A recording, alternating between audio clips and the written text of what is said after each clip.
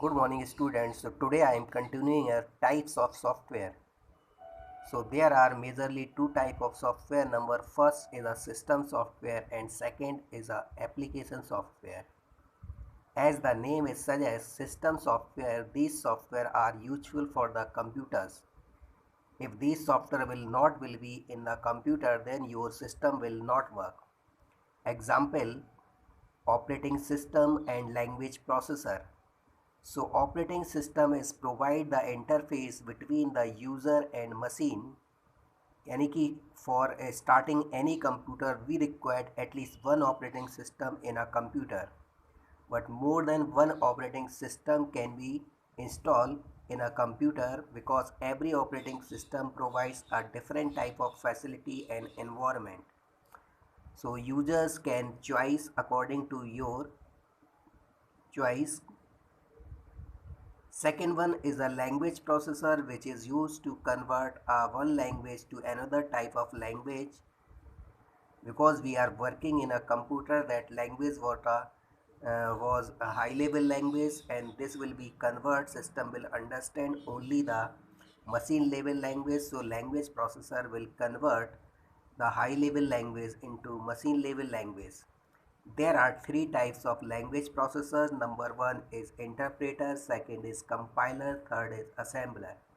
Interpreter convert a high level language into machine level language line by line, whereas compiler convert the high level language program into machine level language whole program at a time, and assembler is used to convert the assembly language program into machine level language. Now the second category is the application software. So application software are for one specific purpose, or we can say these software are useful for the users. There are the some examples of application software such as the packages, utilities, customized software and developing tools. Packages are the standard software which is available in the market. We can design our own program with the help of packages. Example of packages such as the MS Office, Microsoft Fox Pro, OpenOffice, ORG, etc. Next one is a utility software. Utility software are the software which is used for maintaining the system,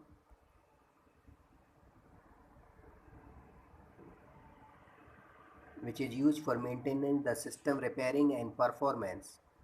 Example of utility software is the backup utility, antivirus, compression utility, disk defragmenter, etc. Now the next one is the evolution of computer. So evolution of computer, there are the generations of computers will come. So in the first generations, the main point of the first generations, in this generation the basic point of the first generation language, the technology will be used, the vacuum tubes will be used for design the computer. So the size of the computer was very large. They generate a lot of heat, so we require the 100% AC requirement for this cooling. And the language is a machine level language was used in this generations of computer. In case of the second generations, the vacuum tubes is replaced with transistors. So the computer size is little bit smaller as compared to first generation computer, and the programming language will be changed from machine language to assembly level language. This is more reliable and faster.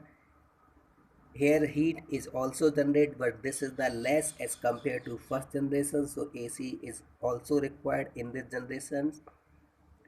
Now come in the third generation. In third generations, the LSI, in the third generations, IC circuits is used, integrated circuit is used for designs the board and the computer. So the electronic part is very small as compare where where the hundred of transistors was used, in place of that only one IC was used, and the language, programming language, will be converted here, the high level language, so this is easy to understand. This is consume the less power and require the low maintenance. And now come to the fourth generations. So in case of fourth generation, the IC will be changed into LSI and VLSI. That we can say the microprocessor is used in the fourth generation computers.